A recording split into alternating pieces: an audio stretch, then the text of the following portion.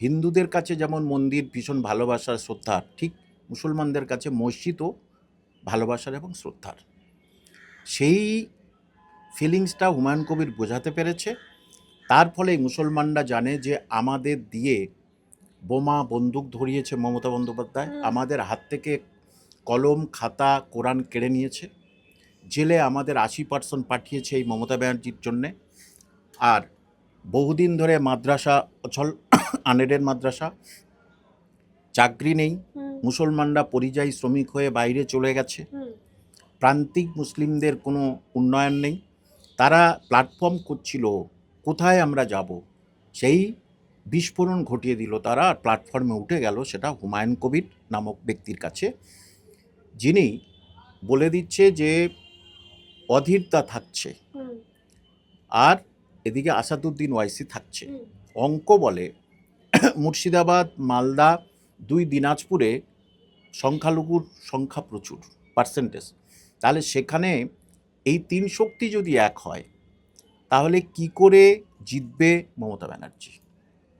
সুতরাং এই মুসলিম পপুলেটেড 4টে জেলা মমতা ব্যানার্জির হাতছাড়া হতে চলেছে, লিখে নেবেন পরে। এবং এদিকে দক্ষিণে যদি নওশাদ সিদ্দিকের সঙ্গেও জোট বাঁধে, উত্তর আর দক্ষিণ, নওশাদ সিদ্দিকি খুব স্ট্রং, তাহলে মানে সংখ্যালঘুদের ভোট আবার এক হচ্ছে, ঝামেলায় পড়ে গেল মমতা ব্যানার্জি। এবং আরেকটা কথা যে ওনার ওই যে সাসপেন্ড, কোন অঙ্কে সাসপেন্ড করলো, কোন নীতিতে সাসপেন্ড করলো? হুমায়ুন কবির মসজিদ তৈরি করবে, সে অন্য কিছু বোমা বন্দুক গুলি কারখানা তৈরি করছে না, সে মসজিদ তৈরি করবে। সেইটা শুনে আপনি রাজনীতির সঙ্গে ধর্ম মেশালো বলে আপনি তাকে সাসপেন্ড করলেন। মমতা ব্যানার্জি, আপনি যে জগন্নাথ ধাম করলেন, তা আপনাকে সাসপেন্ড করবে কে? এক দলে দুটো নীতি কেন? তিনি মুসলমান ভোট এক করছেন বলে মুসলমান বিরোধী তকমা দিয়ে দিলেন তাকে, যে এ মানে জাতিগত এইসব দাঙ্গা করাবে, এই করে। কোন অঙ্কে জাতিগত দাঙ্গা? মানুষ সেখানে কাতারে কাতারে গেছে, ইট নিয়ে গেছে, তারা অস্ত্র নিয়ে যায়নি। তারা বুঝে গেছে আমরা শান্তিতে যাব, থাকবো, এই ইট আমরা দিদি আমরা আমাদের ঘর তৈরি করব, অথবা মসজিদ আল্লাহর ঘর, মসজিদ আল্লাহর ঘরে আমরা এই ন্যূনতম দানটুকু করছি, তাহলে ইসলামিক কালচার, শাস্ত্র, হাদিস অনুযায়ী তারা আল্লাহর কাছ থেকে পুণ্যতা অর্জন করবে, আশীর্বাদ ধন্য হবে। সেই জন্যেই আম জনতা যারা দিন আনে দিন খায় তারা কিন্তু সেখানে চলে গেছে, কারণ এই প্ল্যাটফর্ম তারা খুঁজছিল।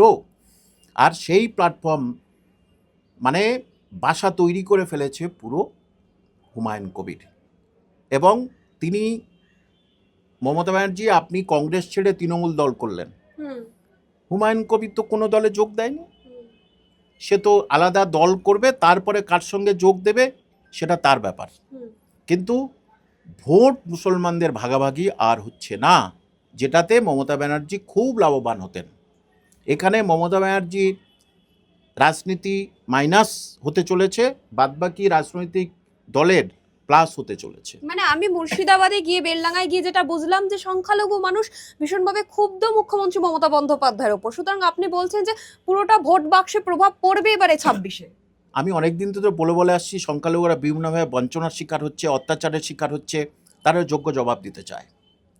শেখ শাহজাহানের মতো কিছু হাতে গড়া মস্তানকে দিয়ে মমতা ব্যানার্জি ভোট ক্যাপচার করত।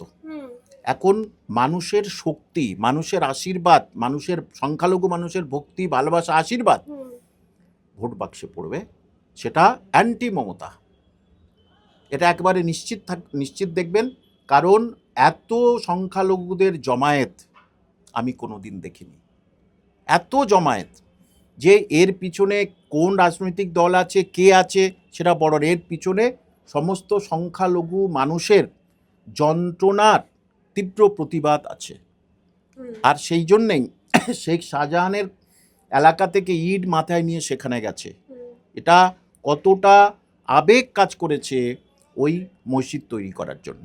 কারণ মমতা ব্যানার্জি, আমি কোনো ধর্ম অসাম্প্রদায়িক কথা বলছি না, মমতা ব্যানার্জিকে দিয়েই বলছি, একটা মন্দির করলেন, দুটো হবে বললেন, হ্যাঁ, মহাকাল মন্দির এবং দুর্গাঙ্গন। তাহলে কি পশ্চিমবঙ্গে মুসলমান নেই? আপনি কি মুসলমানের ভোট পান না? উনি তো সংখ্যালঘু মন্ত্রী। তাহলে তাহলে মুসলমানদের জন্য একটা মসজিদ বলতে পারেননি আপনি? অন্তত দিল্লি জামা মসজিদ অনুযায়ী এখানে একটা করতে পারেননি আপনি? তাহলে সেটা আপনি বলেন না মুসলমানদের ভোট আশা করবেন?